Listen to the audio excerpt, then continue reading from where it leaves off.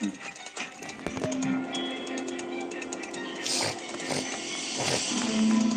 the weather in Bethel still has planes grounded, costing Jim $20,000 an hour.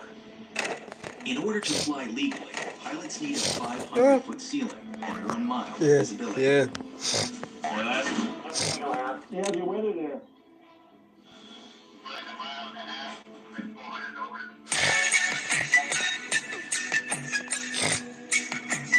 Despite weather delays across the state, pilots in Uniclete are still in high demand. Hello, Eric? Yeah. It's Lance. Lance, a popular hunting guide in western Alaska, relies on arrow for his charters deep in the Alaskan bush. He's been on a hunting trip for days, running low on supplies. Jim was just old enough to come down with your deer house or whatever.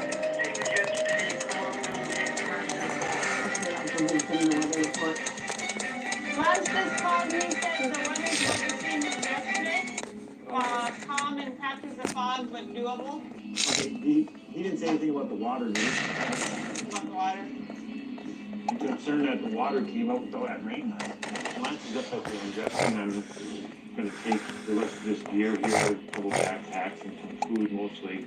They took enough to get by for a day or two, but we're going to be up there for 10 days. I got to get this stuff up to them. Hoping the river didn't come up too much, otherwise I'm kind of hosed on where I can land. Clear!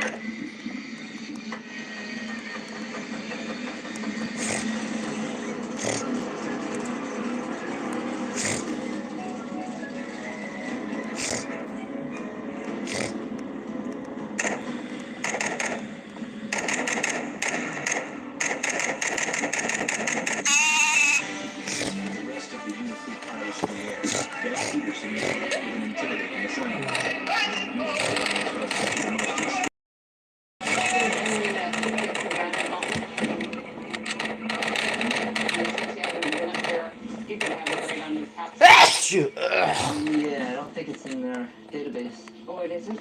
But section on it. This is a hunting charter. We're getting ready for a hunting trip. Have you ever landed on the off-road? On the airport? Yeah. In Alaska, a state more than twice the size of Texas, off-airport skills are crucial to navigating the bush. And these hazardous landings include riverbeds, mountain ranges, and glaciers. When you're a pilot in command, you have to figure these things out on your own. So once you get out there, there's no average way to getting in these places. There's no one that's going to be meeting me there, so just figure it out on your own. At $600 an hour, off-airport charters are big business for Air Alaska. Customers pay top dollar for skilled bush pilots to fly them into uncharted territory.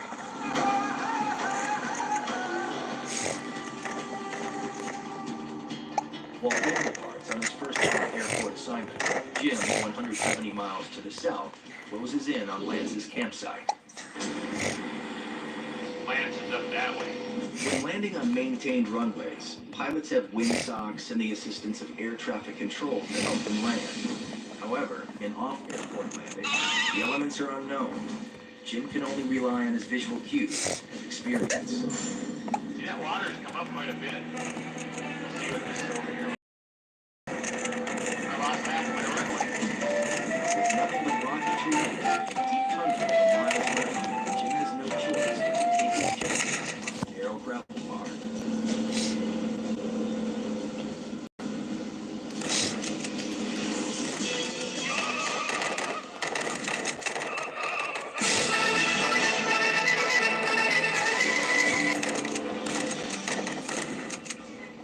Base of the Andrevsky Mountains, Jim tweeted his essential supplies to his most important client. Landing might prove more difficult than he expected. River went up 4 or 5 inches. All this runway, we just lost half of it because of the rain last night. With nothing but rocky terrain and deep tundra for miles around, Jim has no choice but to take his chances landing on the rain-soaked gravel bar. And it won't be easy. And now, we gotta do some refiguring.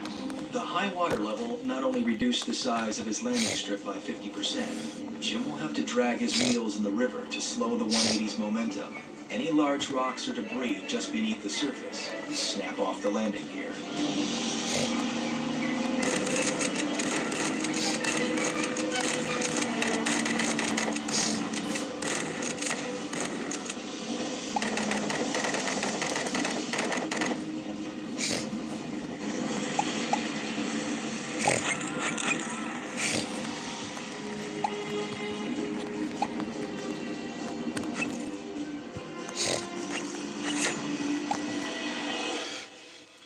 What do you suppose is taking Dad so long? 36113.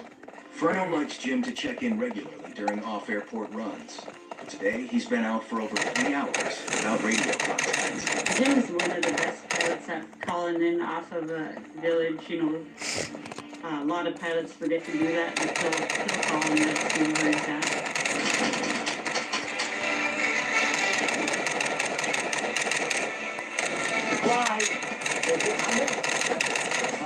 Good.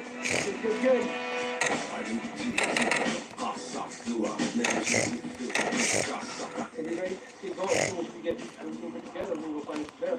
All right.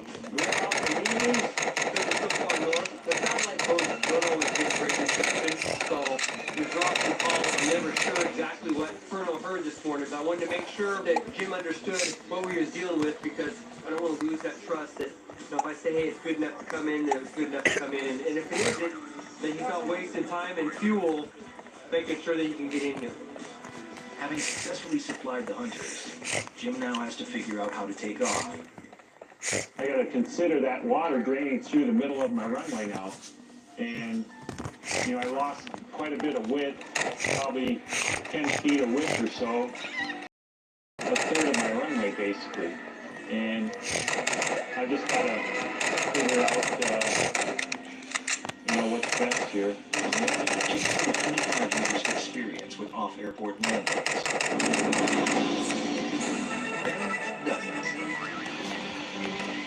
First time being based here. Just learning what I words and have to say.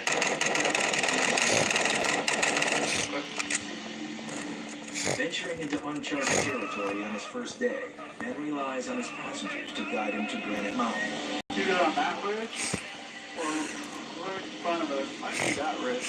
Yeah, right here. Open up a little bit more. Doesn't have a band. No, they.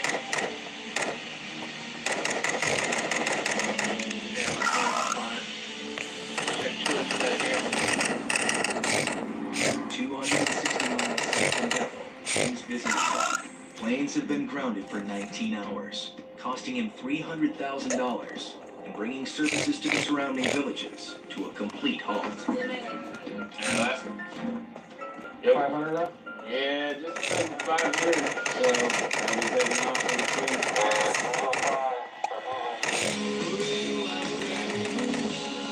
Pilots need 1 mile of visibility and a 500-foot ceiling to legally fly.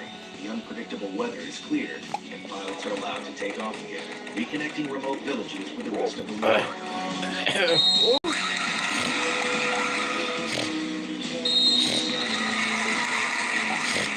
As the busiest hub comes back into full swing, Sarah Trigger is on her way to Pilot Station.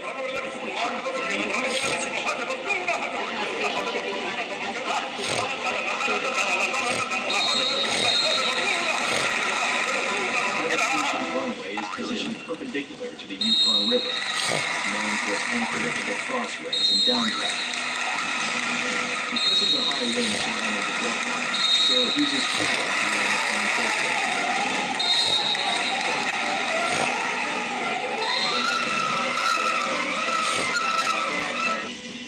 Get my flaps up as soon as possible, because that's gonna reduce the weather.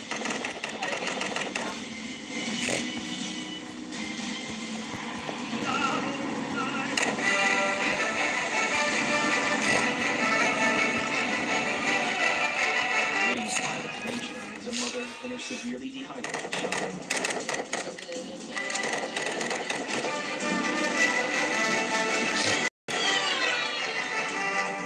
Usually receive medical treatment is to be flown 90 miles to Bethel, home of the only hospital for more than 50 villages.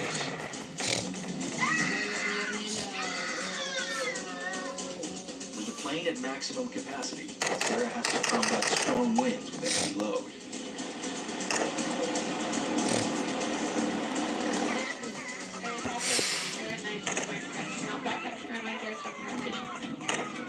But the ones coming straight across, you get a lot of updrafts, downdrafts, you have to be careful about.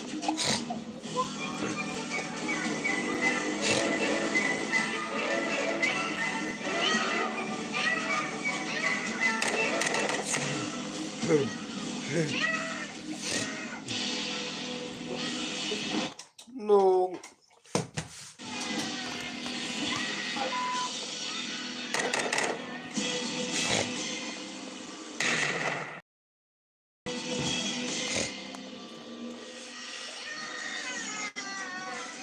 Aeropilot Sarah Curtin is facing strong winds on the takeoff from Pilot Station.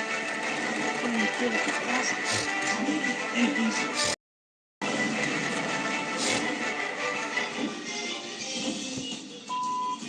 Strong downdrafts push Sarah's plane back to the ground. But ultimately, her skill as a pilot enables her to outmaneuver the challenging winds. That's the station. Not this is what it is. Drag it straight off. Yeah, I find sometimes the takeoffs are harder than the landings. I like reaching like it's a horse. Like I'm riding a horse and I can't. It's bush last time. The weather is not there. Anybody's cool to think that it's not dangerous flying out here. Sarah completes the 90-mile flight to Bethel, home of the only hospital in the region. Her young dehydrated passenger receives the medical attention she needs. Alright, this way guys. Meanwhile, 400 miles east of Pilot Station lies home.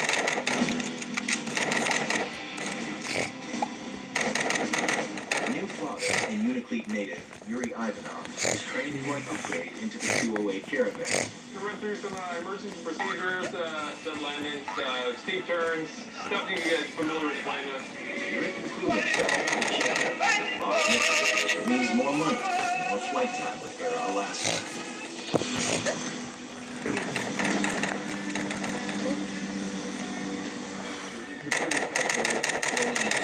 Knocks out here, and that's enough for any pilot.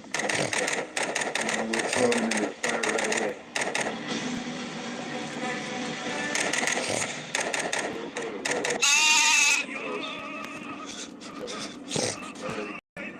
Yuri must show Ross that he's able to successfully execute a landing and a takeoff without stopping, known as a touch and go.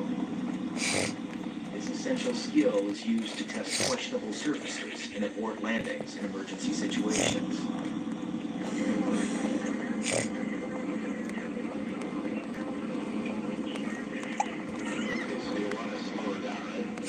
What? Yuri navigates severe turbulence under the watchful eye of Ross as he approaches for his first touch and go.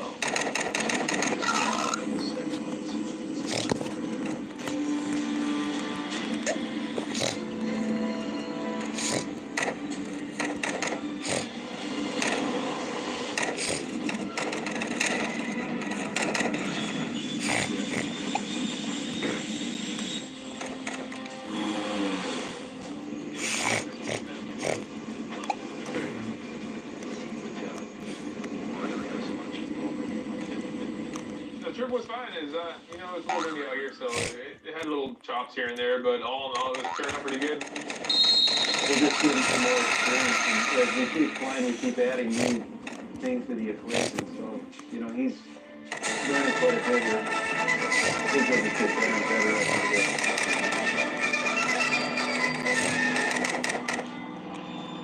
go. Back in Uniclete, Jim's failure to communicate during his off-airport charter has Ariel and Frank concerned. 361, you copy Uniclete? Oh, yeah.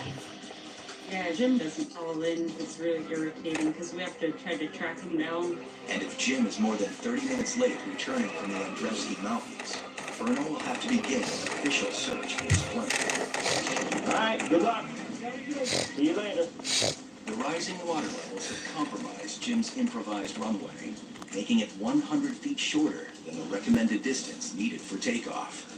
I gotta consider that water draining through the middle of my now. And, I lost quite a bit of width So I'm going to take off over that way. That way I get a little bit more of this little bit.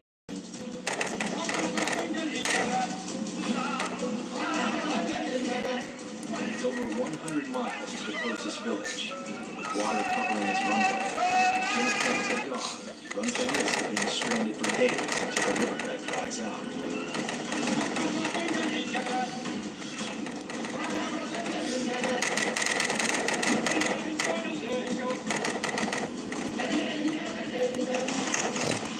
With less than 10 feet to spare, Jim leaves the flooded riverbed behind.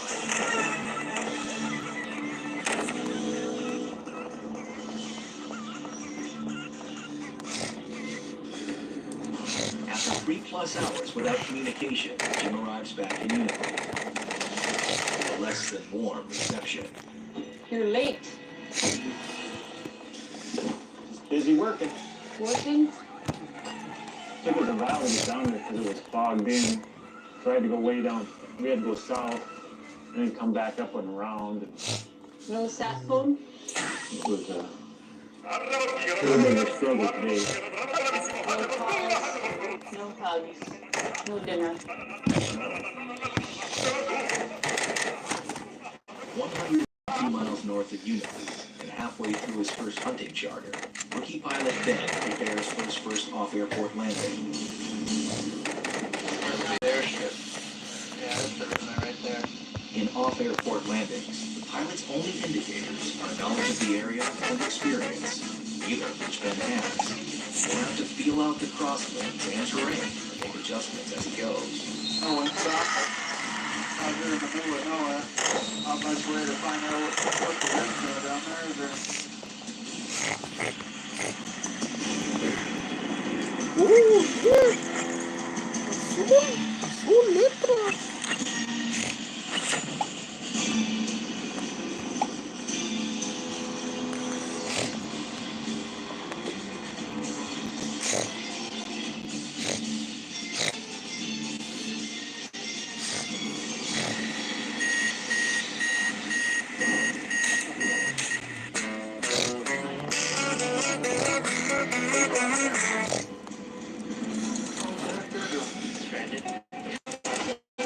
Unicorn pilot Ben's 2 passengers have just landed.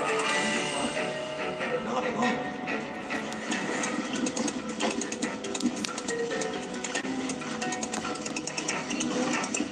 Are you just sightseeing?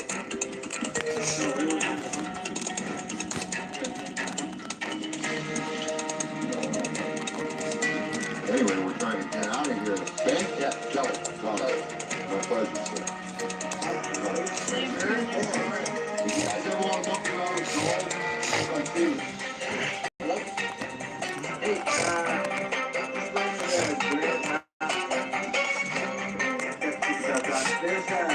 there's 2 people sitting here on the side of the road and get out of here. They want to know if it's well, I don't think they care.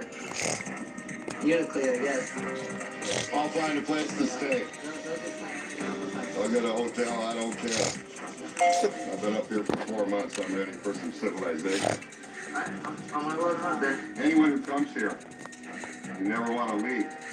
I don't want to leave, but it's getting cold. The miners are happy about the $4 grand in gold they discovered while prospecting.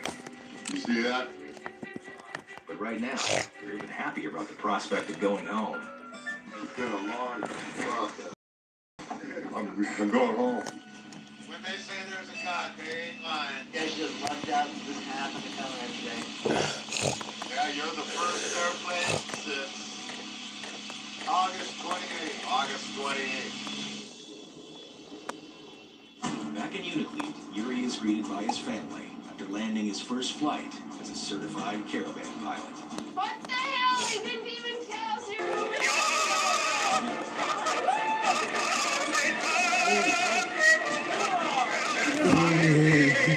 Yuri will be stationed 210 miles northeast of Unicleat, at Era's newest hub, Toledo. We're going up to St. Michael. We see a plane maybe once a week. Maybe even not even that. But that was the big thing of the village. The whole town would come out to go break the plane. And our big event of the day for the year. And yeah, I know my son fights me every day. You know? Fight.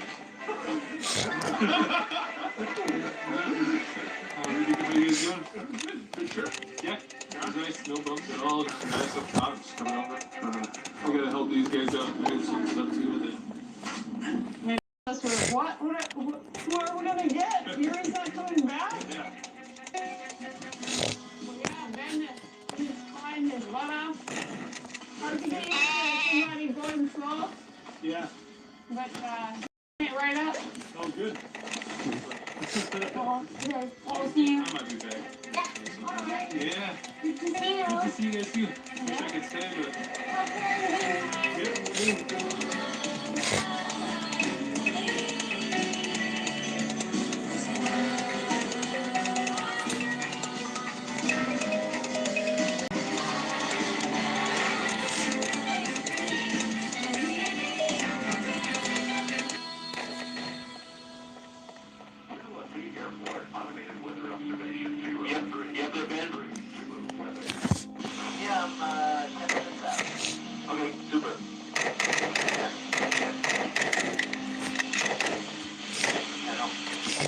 Having completed his first off-airport mission, Ben returns with his grateful passengers, proving to the Tweedo family that he belongs in Utica.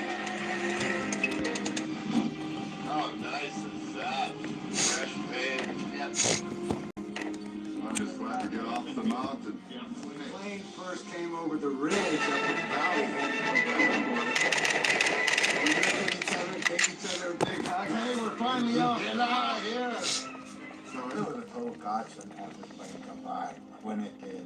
Yeah, unexpectedly. I mean, the closest village is 40 miles, and voila, our chariot arrived, and away we went. After 4 months in the Alaska bush, the gold miner's $700 taxi back to civilization was worth its weight in gold. Thanks, bud. Yeah, no problem. Ready? I was a little hesitant about sending Ben up to Brandon Mountain. He's a big guy. I don't normally do that. But Ben's doing okay. Life's really nice. I'm confident he'll do just fine over the winter. You know, we can put a little meat on his bones there. He's gonna have to fatten up a little bit for the cold winter, or he's gonna be cold.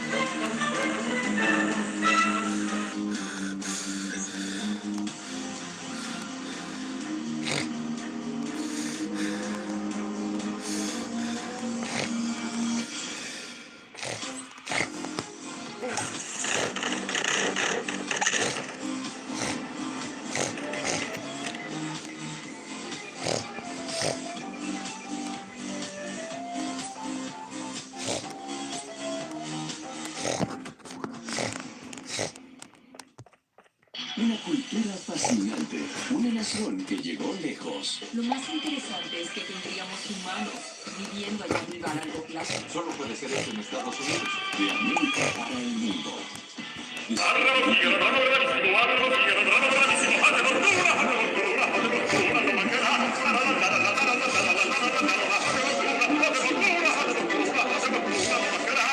Tendrá su propio destino. Me gustan los retos y nunca rechazo lo nuevo. La vida es demasiado corta como para dedicarte a lo que odias. Nuevos horizontes serán afilados. ¿Todos saben qué hacer? Mike es bastante lunático. Creando reliquias de acero. Mide más de 1,5 metros de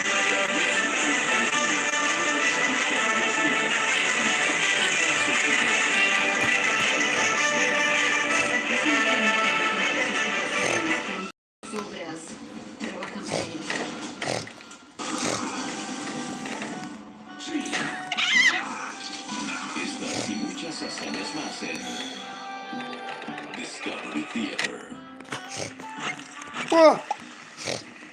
Cuando tienes un negocio de terrenos, todas las semanas son una aventura, en especial cuando lo haces con una familia como la mía. Esta semana fue el ejemplo perfecto.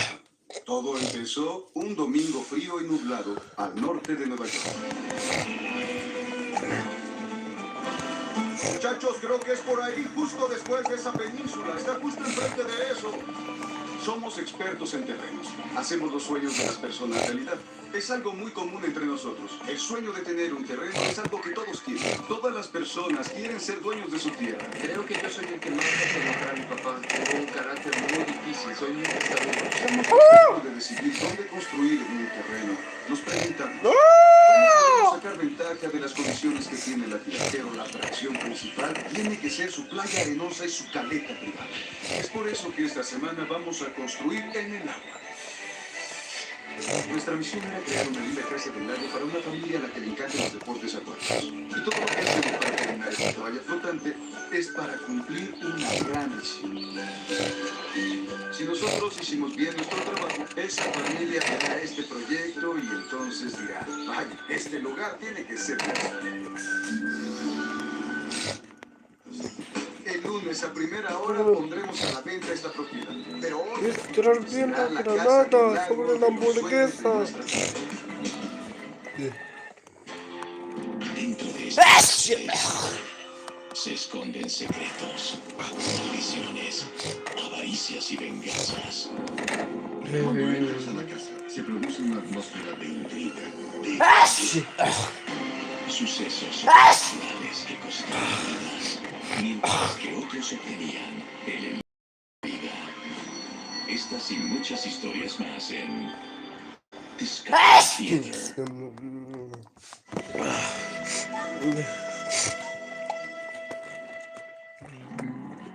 All I know about Colombia.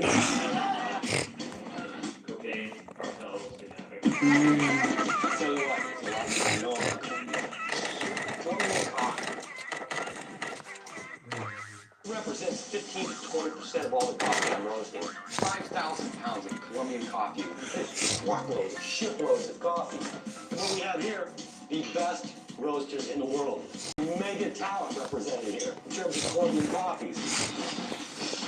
Funny, all these coffees on the table, they're all really kind of tasting the same.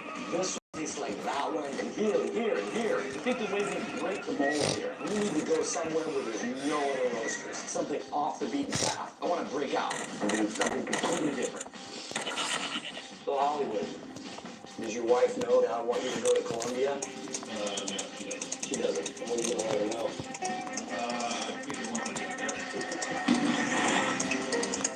When it rains at night, things go to hell.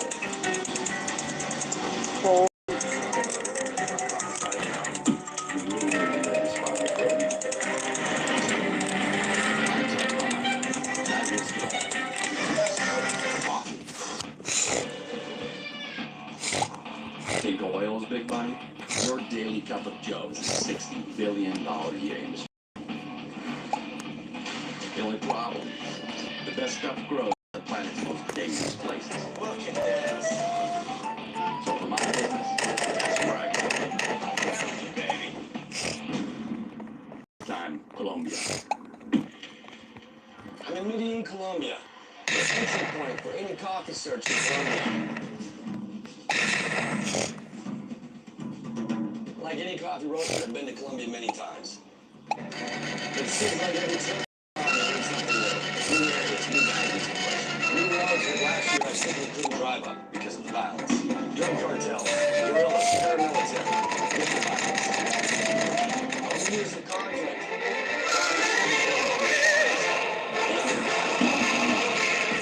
Colombia's second ownership of fled their homes in the conflict. Many of Colombia's best coffee farmers were forced into cities like Medellin, where they live in comunas, which are like shanty towns. And you can bet these comunas are dangerous places. But the displaced farmers living in those comunas hold the secrets to undiscovered coffee still hiding in the Colombian mountains. See what we can find out. If I'm lucky, I can potentially find the next big coffee coming out of Colombia.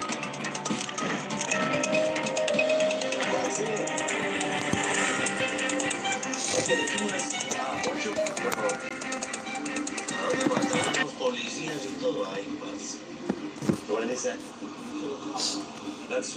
He said that's where they killed the police officers. Yeah, they...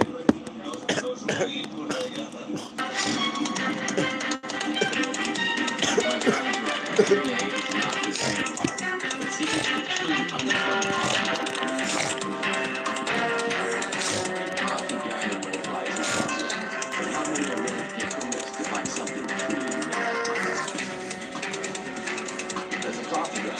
The way to stay up there is to be the most important guy. You're really intimate with the details of what's going on in the country. It's hot. Colombia is no exception. You really cannot exaggerate the importance of Colombia.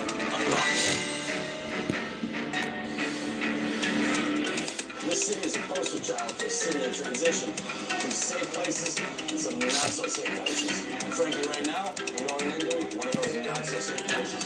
All right, you ready, bro? Let's go. Find a coffee for me.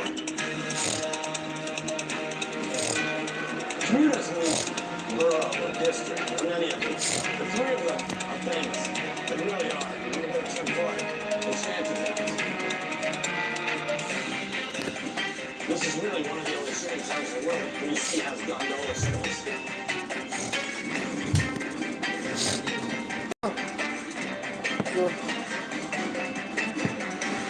I look down below me and see makeshift homes, makeshift roofs, small plot gardens.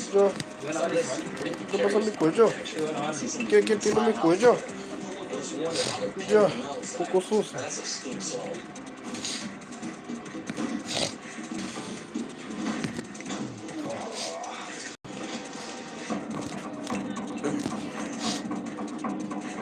This community is known for a number of things. Unfortunately, it has a very bad reputation for violence, gang violence.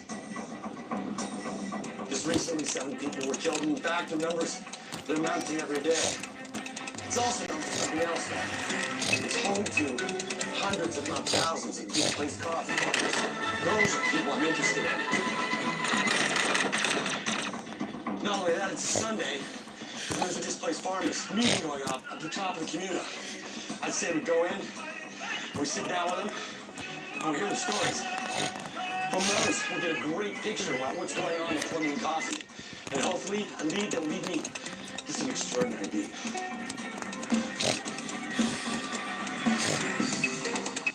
Bet you think these guys are gonna know, right? Hola, I'm looking for a grupo que hace cupons. Habla inglés? I gotta excuse my Spanish is bad. Yeah, my high school teacher would kill me. Okay. Oh, there's you having some lunch. It looks like our timing is perfect. Just act like you belong, man. Well, one of these guys is gonna speak English. Just find one. Hola. Hola. Hola.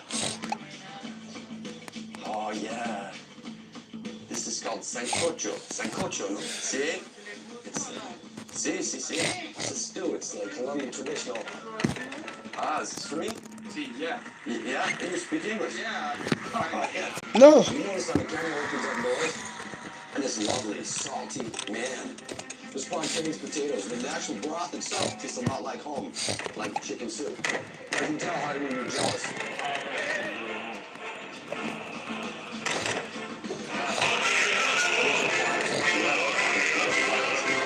Kind of side refuge here. Yeah. And they're here now. Yeah. Would you take it? Sure. Okay, I'm following you.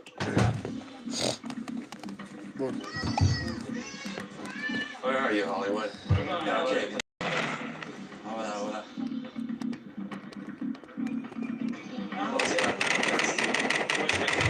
Nice to meet you, sir. Do you mind if I...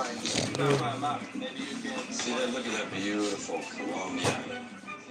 Colombian coffee grows in 3 mountain regions, south, central, and a single mountain to the north. Within those regions, there are hot spots for guerrilla groups, kidnappings, and, of course, drug cartels.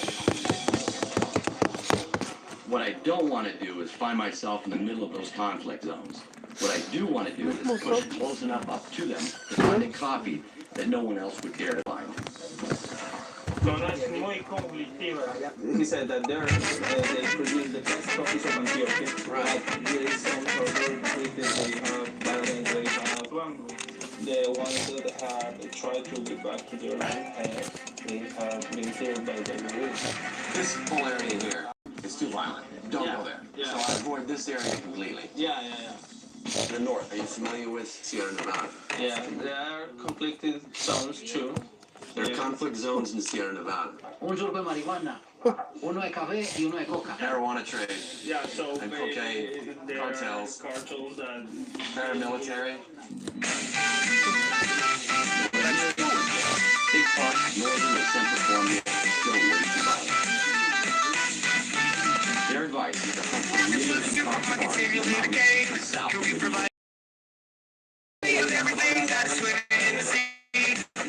Everything out there is advertising. We have them on the shelves. Make furniture, make customers. It's my mission to become a super manager. If you want to hold your own supermarket, download now. Supermarket Simulator. We're cut out for us. We go south. I'm ready when you are. Muchas gracias. Muchas gracias. The job is to push up against that wall and you're not go over the line. And I think in Colombia it's really easy to go over that line. But I have a plan that's starting to formulate in my head. First, we go south. 90 souths. My fingers just kept going through the map. You don't need to tell me any more than that. It's time to go. Come on, let's get out of here.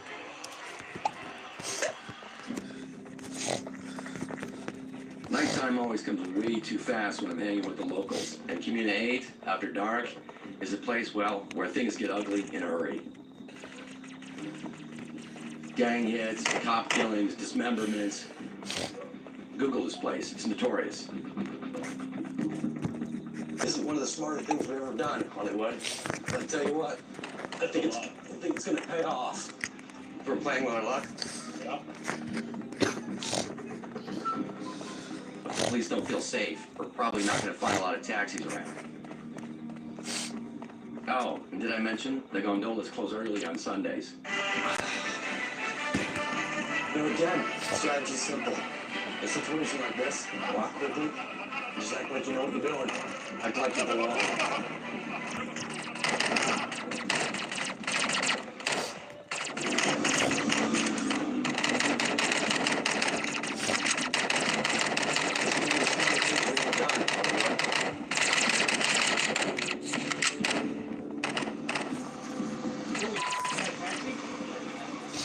Come on.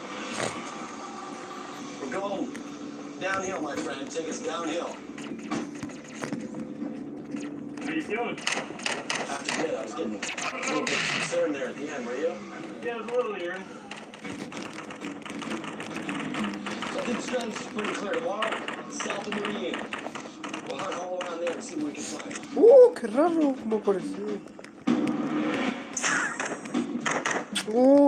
No nos convertí. Well, spent a good part of last night just poring over the map. My friends in Community 8 gave me the inside scoop on an area south of Medellin. There's tons of coffee down there. And a few new roads recently protected by the army. We're gonna exhaust this area. I got roads that I was afraid to go up before. Now I get the opportunity to do it.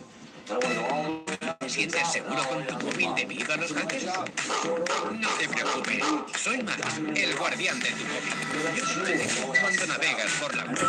Navega de forma segura 24/7, incluso usando Vivo. Cuando veas la señal, estás a salvo, porque estoy solo patrullando. Además, si te aburres, puedes jugar conmigo.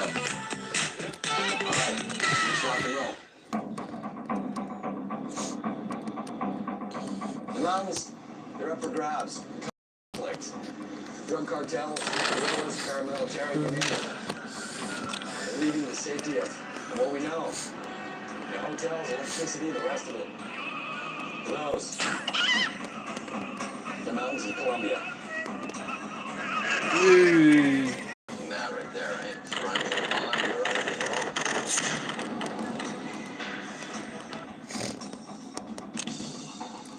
Travel safe. The army is in the road. Indeed they are. And they are.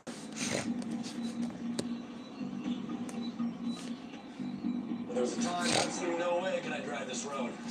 But now, you see military... What you want to be? Step forward. Everybody just do your thing. Wake up. Today's gonna be a good day. Wake up. Today's gonna be a good day. Wake up. Today's gonna be a good day. Wake up. Today's gonna be... You see row upon row upon row, all of that's coffee. It's all the same variety. What you want to be? Step forward. This stuff is... Everybody just do your thing. Wake up. Today's gonna be a good day. Wake up. Today's gonna be a good day. Wake up. Today's gonna be a good day. Wake up. Today's gonna be a good day. Wake up. Today's gonna be a good day. Wake up. Today's gonna be a good day. You take away the birds, and that means you gotta put the pesticides on.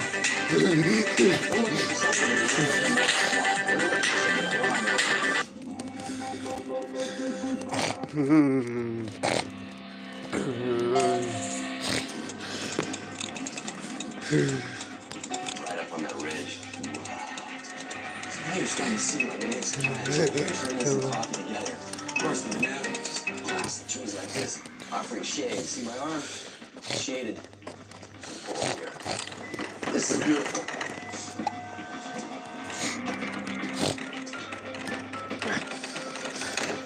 And you see the that forest? It's like fish in the fish tank. You get too many of them in the fish tank, and you start getting each other diseases. Plants like these have potential, but they won't produce special grade beans without Calza, constant vio la granada. left unattended. This coffee, never gonna taste good. There's another thing right here that's more of the kind of heart-pounding type, right? Let's look at this banana tree. Probably combined. The question is why? Look at all this growth. Any farmer in his right mind would just cut that down, right? I mean, it's deader than the Christmas tree in April, you know what I'm saying? Look at the weeds, how they're high. You know, when you come through here.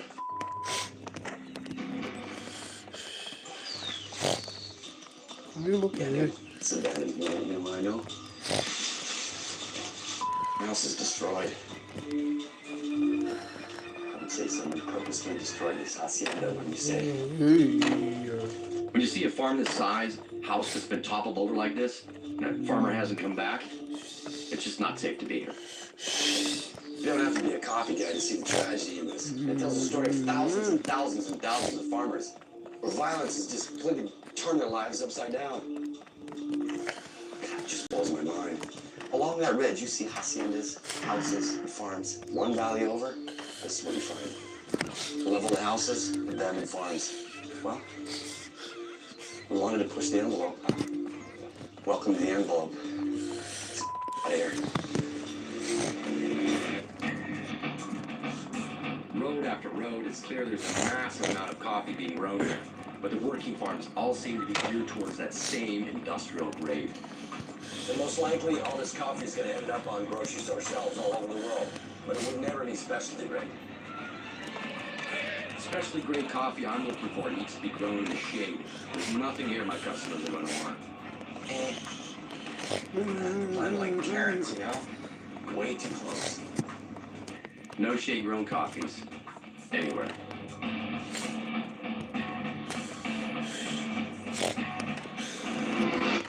Yeah, check it out. See that guy carrying the sack? He'll come into view in a second. Guessing it's coffee. It's gonna be berry man coming down from the field.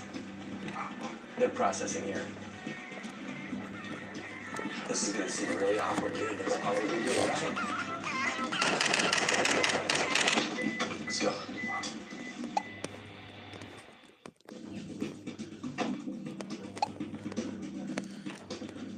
Voilà. C'est du café? I can see, it smells like coffee. See, can I look? Can I see? Be careful of dogs. Awesome. You know, there's a correlation always. Coffee and dogs. Yeah, okay. Yeah, you see what happens? So all those pickers just streams of them coming out from the field, right? They bring it every hot here. They got station overhead, you know? With coffee coming out of this pipe. This is a culprit. This machine is gonna take that fruit off the seed. Once you take that fruit off, it becomes this. See that? A good bird's eye view of what I've been talking about, industrial coffee. You can tell a lot from this. And what I don't want to see is any black bits. Do you see any black bits in there? Yeah. Okay, that's a sick berry.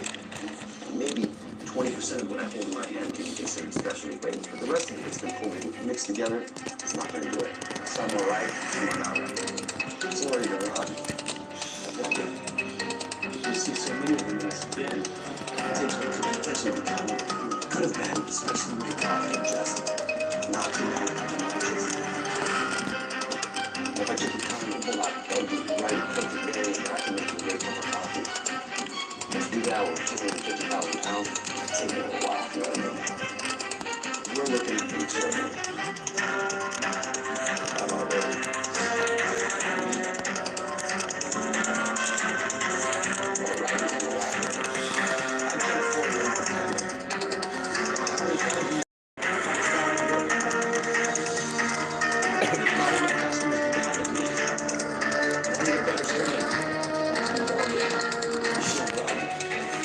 Set our sights. What that means, I'm on a mountain that's not even connected to the other mountain in Colombia. I'm on a mountain at the highest point in all of Colombia. Huge, massive mountain. A mountain with a freaking glacier on top of it. It's called the Sierra Nevada. You ready to rock and roll? Yeah. All right. Let's go over and talk to these guys. Hola. ¿Qué les falta? Before I have more, I need to find someone here who knows about the coffee up there. Tell me that's not the light. This guy.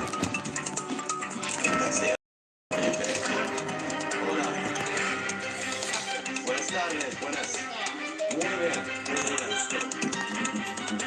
This is Juan Pablo, fourth generation Colombian coffee farmer and owner of this farm. Let me ask you a question. You're a farmer like you, fourth generation Colombian. Dealing directly with the person. What does that mean? It means a lot. In the sense that you see, coffee is a beautiful product. But we don't usually live in an environment, humidity, rain, sunlight, living with the ingredients in the soil, in terms of elements, and humans, in terms of 24 grams of flavor. It's the value of those grams of flavor. The roaster will, with magic, turn those aromas and flavors, or awake them, basically. They're sleeping in a way. Very poetic. That's the way I see it. So basically, you're handing over this, which is a work of art, for somebody else to develop it. Simple as that. So this is my map, and I know you know this from back here. Oh, what a surprise. This is Colombia. Yeah. I recognize this place. It's an amazing place. It's amazing. So the coffees that you will find in the north of Colombia normally will have more shade trees than in the center. In Sierra Nevada, I'm going to find shade here. More shade than you will find around here. Look around here. You see the plantations like that. What's the stability of the region? Over the past 10 years, Colombia has managed to get their act together in a very painful way. It's been basically through war. But from what I believe, that region is safe. Stabilized. And stabilized now. Very good. Very good. But culture-wise, you will encounter Indian communities that are also growing coffee. But one of the philosophies that they have is that they consider white men as little brothers. As little brothers. And they consider themselves big brothers. So they consider themselves that they know better than the rest. Okay. All right. And they But believe... when I arrive and they see me, I will be considered a little brother. Yes. And they're supposed to have very, very, very ancient knowledge. And I don't have any. Well. If you know me at all, as a cocky guy, you already can see where this is going. The Arhuaco tribespeople require humility and submission to use to describe me. Probably never. They believe that they were given the task by the gods to take care of the area. So if they take care of that area will be somehow taking care They of take care of this mountain like of this, this right? mountain. Then the universe will be taken care of. The universe will be in balance. And with your thought, on this mountain, isolated in northern Colombia. Yes. Thank you, my friend. You've been very, very helpful. All right? Thank you, sir. Rock and roll. Bottom line is, I already know I want this Morocco tribe coffee. Getting down on my knees for it, that's going to take a bit more soul searching.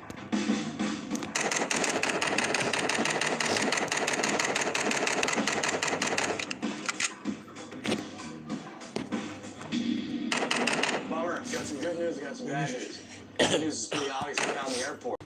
Bad news is, it's off in the case of mountains. That big white curtain that's covering the sky. Mountains are up high. The clouds come in, you're done. So we're in lockdown mode. We're in a no-fly zone right now. All right, let's let them know. I'm blocked. 3,000 plus customers, cafes, restaurants, hotels, all across the United States. They're not going to accept the idea. They're blanked in Colombia. How can I explain to them? Yeah, I couldn't go any further. There were clouds. You know, so it's kind of a tick-tock, tick-tock. I got a lot on the line. Trapped in an airport 500 miles from my destination and 2,500 miles from home. There's no time like the present to take leave of my carefully laid plans. Taxi!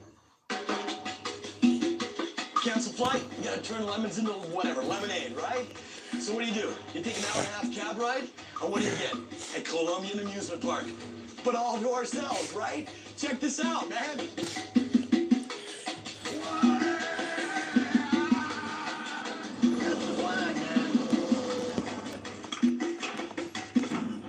I got one for you. Come here. What? Right here. Roll up. Oh. Come on. You can Do I have to? Oh, and I get a camera. Yeah. All right, man. Here's looking at you. Más tranquila. Oh, they're shoes. I don't get my cowboy boots? Dude. So I don't find my coffee, this is my punishment? Yeah. What do you want me to do, break my spine? You know, I've never done this. I have no idea what to do. Yeah? Yeah. Can't be that hard, right? Yeah, right. Hold on, let me. Is this a gift? You see the look in his face? See that smile? Yeah, I get it. Whoa. You can't even get on it. I know, dude. This is all wrong. Okay. Holy. This is wrong, man. How do you...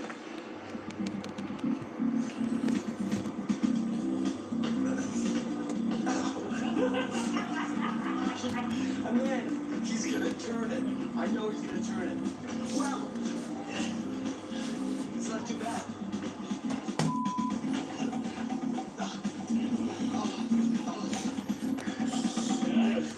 No, it's just, you know, I'm a little concerned for my coffee beans.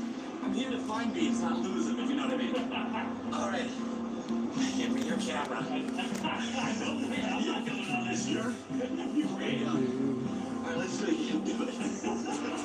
Come on, always. So you're in Colombia and you want to blow off a little steam. There's only one thing to do. Keep calling it party. Pero de repente yo lo todo un desafío y un constante también sentimiento entre de culpa porque no estoy 100% con mi guagua, porque otra persona tiene que hacerse cargo, ahora es súper importante la red de apoyo que uno tenga y a la vez estoy contenta porque me encanta el cargo, me encanta lo que estoy haciendo, entonces esa constante preocupación y dualidad de sentimientos que yo creo que te ha pasado. Claudia, que yo creo, primero agradecerte la sinceridad, porque yo creo que no todas las mujeres se atreven a decirlo tan abiertamente y es verdad. O sea, esto, la romantización de la maternidad es real, ¿no? Que te dicen como que no, todo va a ser maravilloso, que el hijo te cambia la vida. Claro, te cambia la vida, pero además está esta cuestión que puede ser que no para todas las mujeres sea lo mismo, pero que cuando...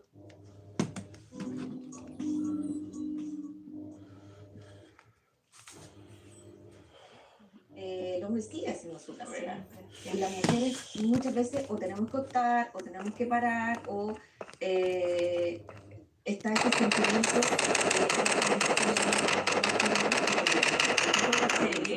por el sentimiento de la culpa. Yo sufro todos los días, porque eso es un sufrimiento, no es algo positivo. Como a mí me dijo alguien, mira, me dijeron en un momento una reflexión, precisamente cuando estábamos hablando de la maternidad y la culpa, como esta cuestión de que, pucha, siempre me siento como que estoy dividida, pero oye, pero si la culpa no es un sentimiento, no te lleva, solo te lleva a algo negativo. Y claro, pasa un poco eso, pero es real. O sea, si alguien me dice que tiene la solución mágica para que uno deje de sentirse así, no, que nos la dé, digamos. y que deje de evaluarse constantemente, porque igual, bueno, yo hice mi carrera antes de tener guagua, ¿no? Yo pospuse siempre la maternidad para primero terminar mi doctorado, primero más o menos afirmarme en la línea académica, y luego ya la opción de tener hijos. Y es súper fuerte porque hay mujeres que lo hacen antes, ¿sí? Y después hacen su carrera académica, después estudian su posgrado, y yo también admiro mucho a esas mujeres de cómo lo hacen, porque realmente yo ahora, tratando de escribir mi fondesit, avanzo una palabra por día casi, porque no me da, o sea, no puedo en la casa, no puedo avanzar los fines de semana, entonces uno ya va cambiando las prioridades. Y yo creo que eso igual es importante, porque una vez una amiga me dijo, pero bueno, tu guagua va a ser guagua una sola vez. Tú vas a poder seguir escribiendo proyectos, bueno, yo tengo 40 años casi, pero ya puedo seguir, ¿no? Con eso después. Entonces, esa es como... Ay, es que lo que pasa es que no tiene que ver tanto como si uno quiere más o menos al hijo, es porque también a uno le gusta lo que hace. Exacto. Finalmente también cuando tú disfrutas, creo yo, lo que uno hace o lo que haces, es muy difícil tomar esa decisión. Porque finalmente, claro, un hijo o una hija, uno los ama y no hay un amor más, yo creo, más fuerte que el amor de padre y madre hacia los hijos. Pero por el otro lado también está eso que, oye, yo quiero desarrollarme y esto es lo que me gusta. Y me encantaría poder seguir haciendo algo que no solo a mí me haga sentir bien. Porque muchas veces cuando yo converso con estas mujeres, con invitadas como que han estado acá, me hablan de lo importante que es la inspiración y el legado. Porque fíjate que a veces eso en las mujeres está como bien marcado, aunque siempre se piense que es mucho más masculino. Sí. Pero las mujeres también buscamos y que tiene que ver a lo mejor muchas veces con nuestra red, nuestro cercano, hijos, hijas, sobre todo a las mujeres, hermanas a otras, de alguna manera ser un ejemplo inspirador desde lo positivo. No sé si te pasa un poco, si lo has pensado de esa manera también. O sea, más que pensarlo así, de hecho yo siempre como que he tenido como el eslogan de vida, ¿no? Como dar siempre lo mejor de mí misma en todo. Yo creo que eso me juega en contra en la maternidad, porque yo siempre estoy pensando que lo hago mal y que nada me resulta como yo lo planifico, como yo pienso que va a ser, o como yo planificaba mis proyectos de investigación, como yo planificaba mi trabajo en equipo, como yo hacía las reuniones. Entonces como que ahora trato de seguir, ¿cierto? El que me enseñó a la ciencia. Y en el fondo es algo que también me importa para las mujeres que estamos pasando, para los hombres, porque en el fondo también es como contarle, hombres, nosotros lo sentimos así, no es porque queramos, ni porque queramos de alguna u otra manera victimizar las conductas, es porque de verdad nos pasa. Y que a lo mejor nos hacemos esas preguntas que muchas veces, y que nos pasa, el tema de la respuesta cultural, lo que ustedes quieran, no se cuestionan, no se cuestionan. Son más simples, y eso también yo lo valoro. O sea, yo también, mi marido bien hace paternidad, ¿cierto? No es paternar lo que hace, no es ayudar ni nada, lo tiene claro. Pero igual es más simple, no se cuestiona tanto las cosas. O sea, se me pasó la guagua y le cambia, ¿qué tanto? Y yo sorpresa, pero pucha, le dije, que se va a firmar por mi culpa, es que entonces, bueno, ya relájate, ya, entonces él también me baja, es mi cable a tierra, ¿no? Por eso mismo, porque si no estaría todo el rato dándole la culpa a ella. Y la verdad es que ha funcionado de cierto modo, pero me tengo que autorregular siempre, y eso es súper sincero. O sea, yo más que funcione y sepa algunas técnicas, me ha costado, fíjate que me ha costado. Y eso igual, ¿qué tanto lo pensaste antes? Digo, estamos hablando de la maternidad romantizada, o sea, antes alguien conversó, por ejemplo, yo siempre digo a mi mamá, le digo, nunca me dijiste lo que esto de verdad es así. Mira, la única persona fue mi cuñada que me dijo la verdad. Y yo le decía, no puede ser, porque el 99% de mis amigas me cuenta que esto es maravilloso, que está lindo ser mamá y que realmente una cosa romántica, sí, pero te cuentan solo el lado bonito. Ahora, ella me contaba lo feo de que nunca más vas a poder dormir, y yo, pero ¿cómo? Bueno, yo era súper deportista, entonces yo dormía mis 8 horas, así sin moverme, sin despertar en toda la noche. Entonces, como que todo esto ha sido un cambio muy grande, y yo digo, bueno, ella tenía razón. Ahora, yo lo pensé, yo siempre pensé ser mamá, siempre quise ser mamá. Y lo duro para mí fue que, como te contaba antes, que yo siempre, primero mi desarrollo académico, primero mi doctorado, siempre pospuse la maternidad. Y en el momento antes de la pandemia a mí me hicieron exámenes y me diagnosticaron menopausia precoz. Y yo no podía ser mamá. Y ese fue un golpe duro. Y yo dije, no, pero ¿cómo? Pucha, justo ahora. Bueno, es genética, no puedo ser mamá, lo voy a aceptar mi realidad y voy a tener que hacer otras cosas, ¿no? Y bueno, por estas cosas de la vida, resultó que me hice un examen ginecológico de nuevo y me dijeron, no, tú sí puedes ser mamá. 2 años de estar con menopausia y con tratamiento para la menopausia y todo. Y yo así como, ¿es broma? No, sí se puede. Así que bueno, dije, yo me voy a poner en campaña. Y en un mes quedamos embarazadas. ¡Wow!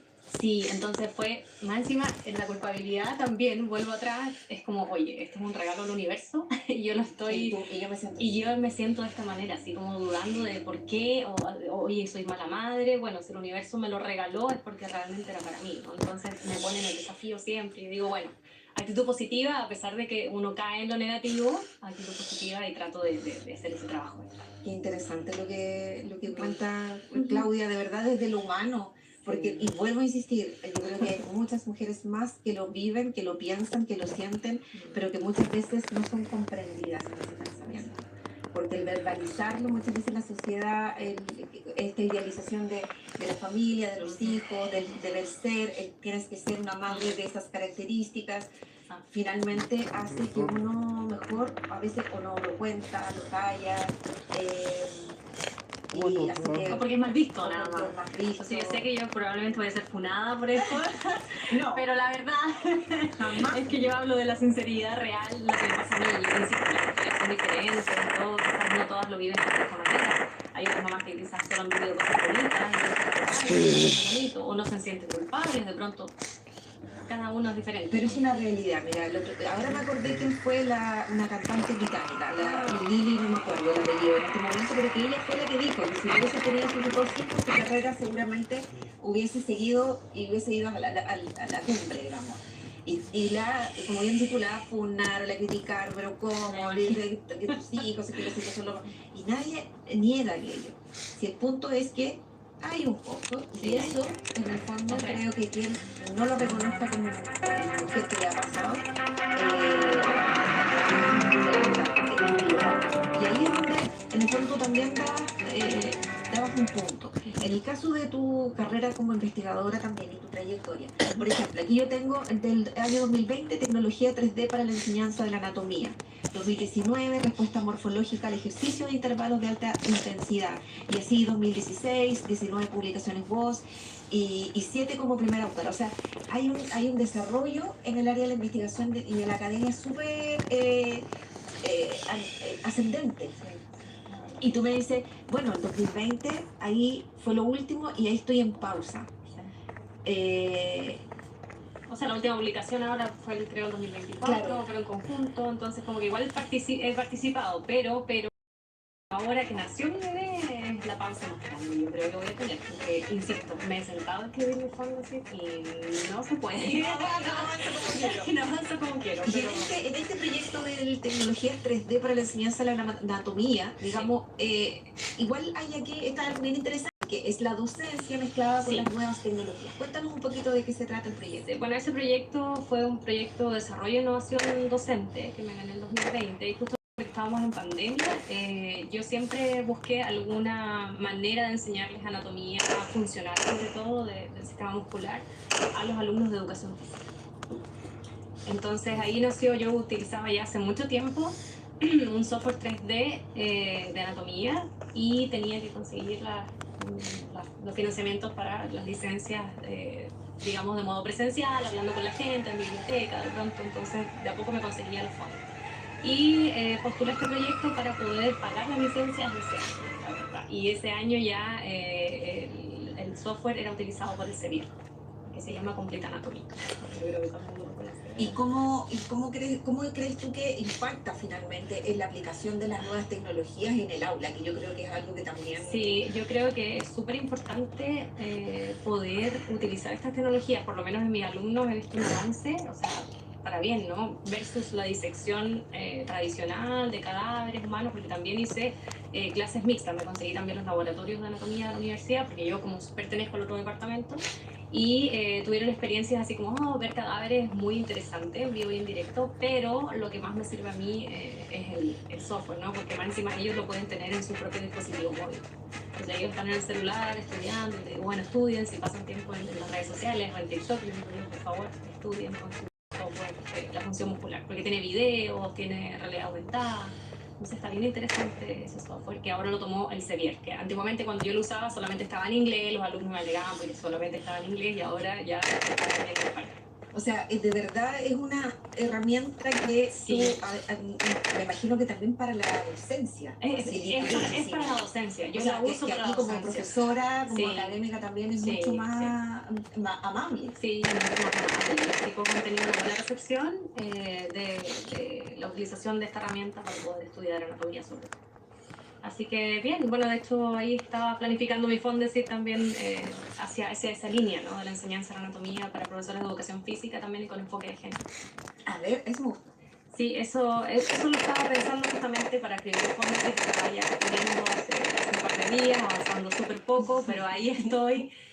Porque la idea es ver cómo los estudiantes aprenden anatomía y cómo las estudiantes mujeres también aprenden anatomía cuando un académico es hombre y si las mujeres versus los hombres académicos usan ciertas tecnologías o no para su enseñanza de anatomía.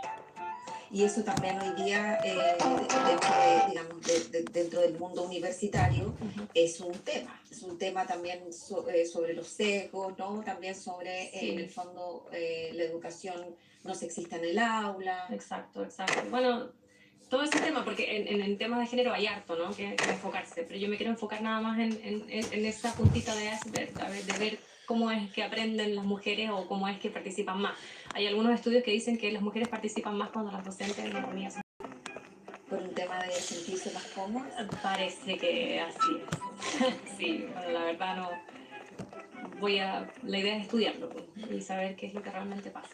Va a ser interesante entonces cuando es usted que nos pueda contar. Vamos, lo puedo escribir, lo puedo enviar para ser evaluado. No, todo el ánimo para ti. Vamos que se puede. Claudia Vargas Castillo, quien ha estado con nosotras hoy día, actual directora de vinculación con el medio de la Facultad de Educación, Ciencias Sociales y Humanidades, académica también, investigadora y madre hace muy poquito, y que además agradezco de verdad humildemente, Claudia, tu honestidad, tu sinceridad, el testimonio que nos diste en el programa, pero también para que ojalá muchas mujeres que nos escuchan también digan, oye, en mi realidad me pasa lo mismo, lo comparto. En mi realidad también a lo mejor me quedo con lo que acabas de decir tú, sí se puede, pero también creo yo que es súper importante ponerle el sentido de realidad y humanidad a estos procesos. Sí. Que a veces si no se puede todo y no se puede, siempre va a estar la sensación de que, como dijiste tú, uno da lo máximo que puede, como ser humano, como mamá, como persona. Y ser compasiva también con uno mismo en esta etapa. Sí. Que creo que son los 5 primeros años.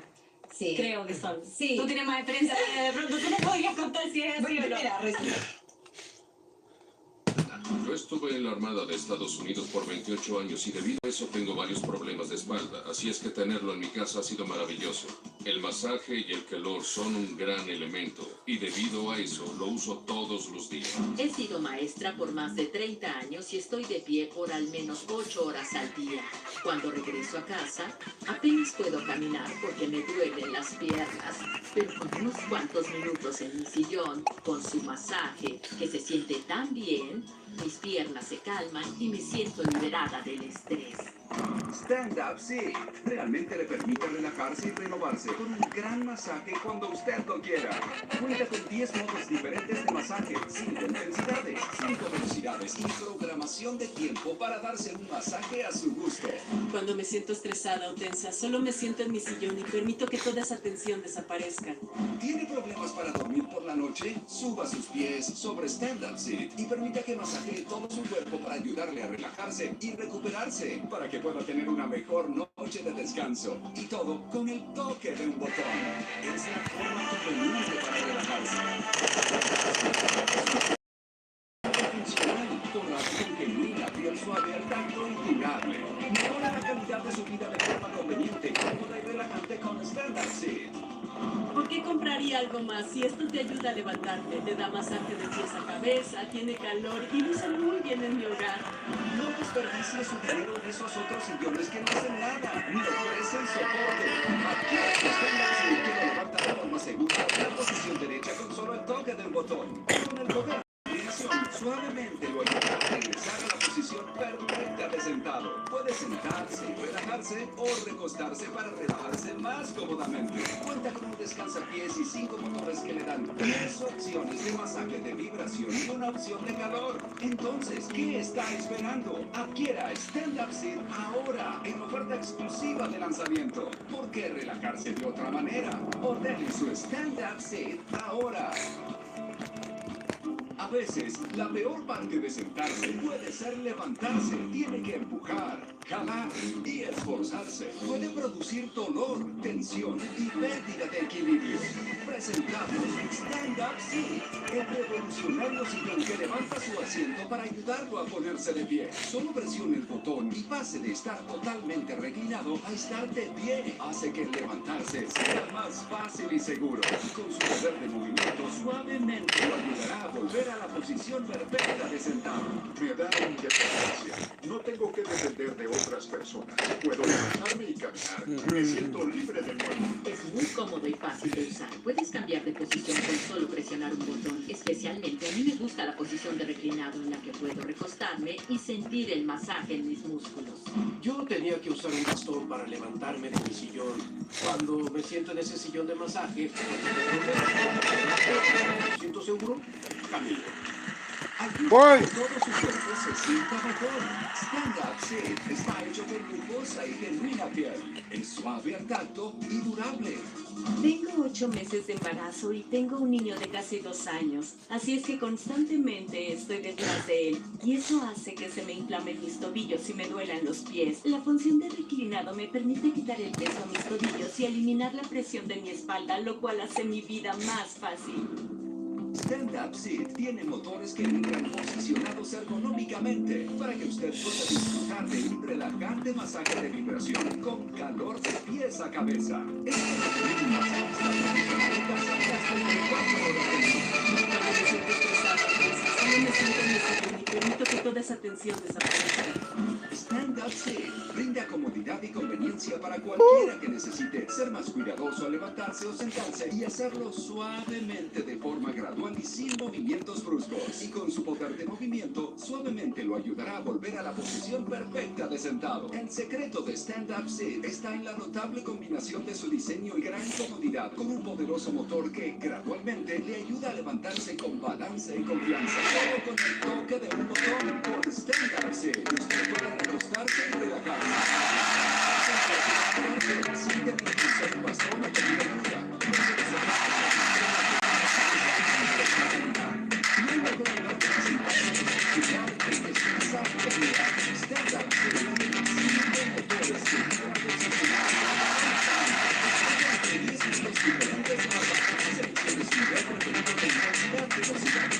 Después, ajuste el calor.